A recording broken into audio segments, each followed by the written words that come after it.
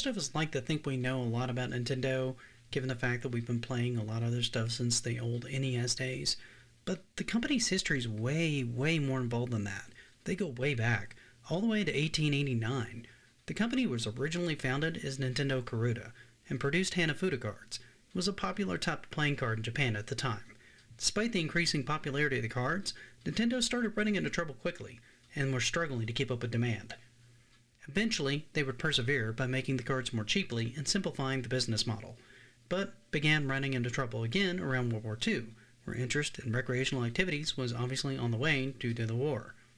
The company would have to get some outside financial help from other sources to keep them afloat, before eventually making a deal in 1959 with Disney.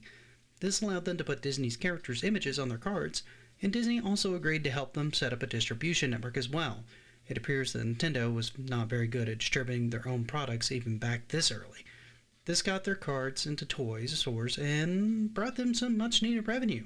When the popularity of the Disney card sales began to show signs of exhaustion, Nintendo was again struggling. Realizing the only marketable item they had was cards, Nintendo yet again was in trouble. They tried to diversify, poorly, investing in instant rice, taxi services, and love hotels. Yeah, no joke. Nintendo, of all companies, ran, well, sex hotels.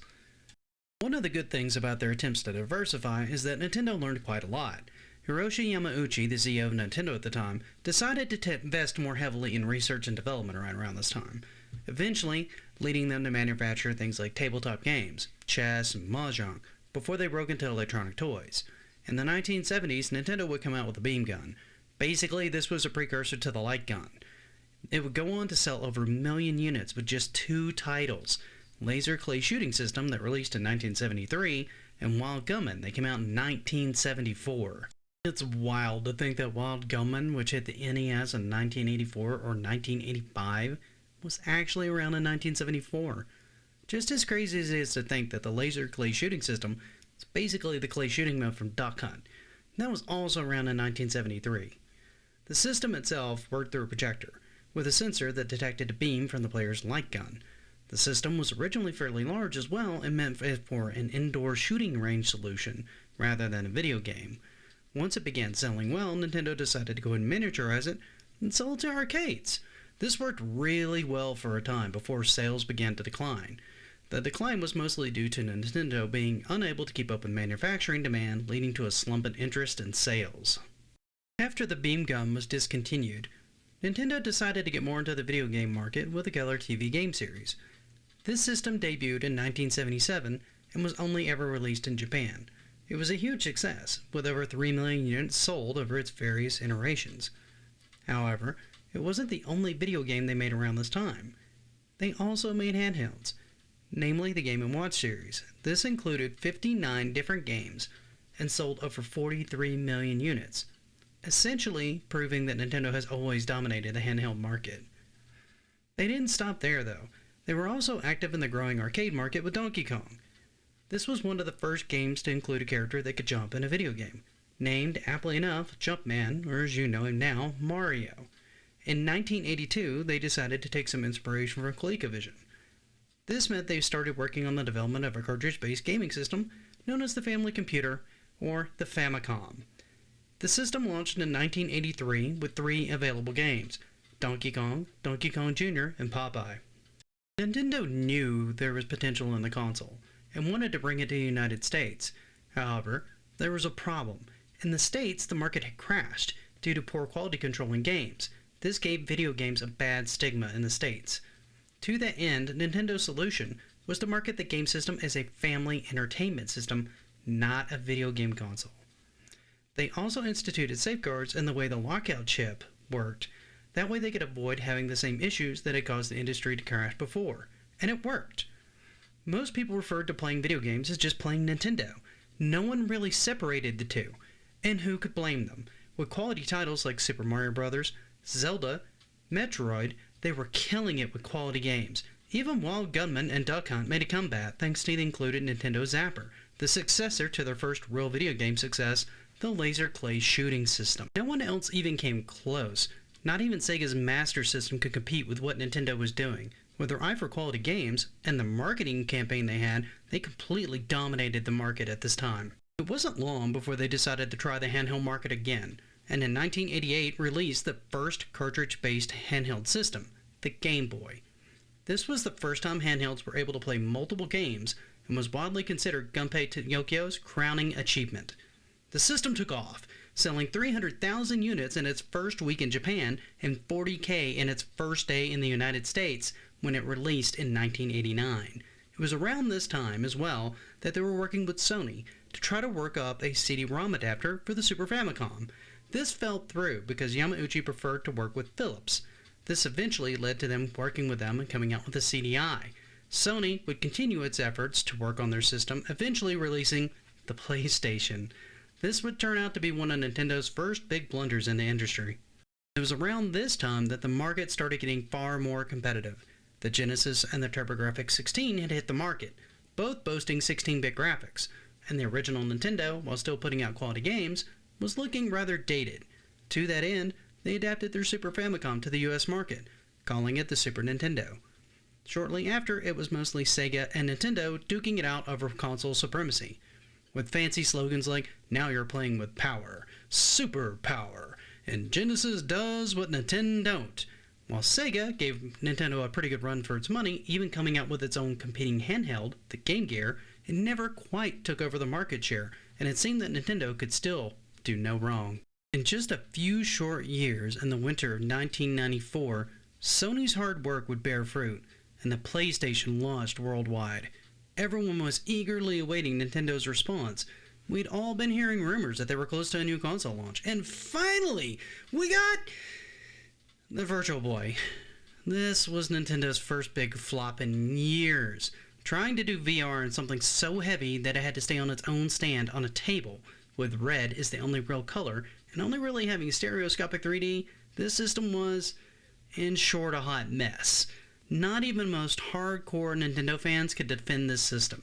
Nothing about it made sense, and it made even less sense to release this with the PlayStation taking everyone into the 32-bit era of gaming. What in the living hell was Nintendo thinking? It was so bad that Gunpei Yokio, a legend in the business, responsible for projects like the Game & Watch handhelds, Metroid, Rob the Robot, and the Game Boy, retired out of shame. The man who brought us the Game Boy and Metroid retired for how badly he felt this project went down. Nintendo was in trouble. It was still dominating the handheld market easily with Pokemon and other titles, basically printing the money, but their console dominance was now being called into question as the PlayStation started to run away with the market. Finally, in 1996, Nintendo released the N64, one of the most recognizable and in some ways polarizing systems of the company's history to this point, at least. Mario made his first 3D appearance, people ate it up. Nintendo seemed to have gained some of its magic back, putting out titles like Mario 64, Star Fox 64, and Ocarina of Time, some of the most recognizable games of the time period. Despite the overall positive reception of the console, many people were still kind of upset with it, including Squaresoft at the time. The cartridges that they used were expensive to manufacture, and couldn't hold as much data as a CD. Square, wanting to pursue some larger projects, started distancing itself from Nintendo, as did much of the third-party support. Consumers too found the N64 a bit hard to swallow. The games were slow to release in the beginning and came in at a whopping $70 per game. Compare this to the PlayStation's comparable graphics and lower price point of $40 per game, you can easily start to see why people were having issues paying the premium price. Still, the system sold well, and Nintendo pressed onward as they always had.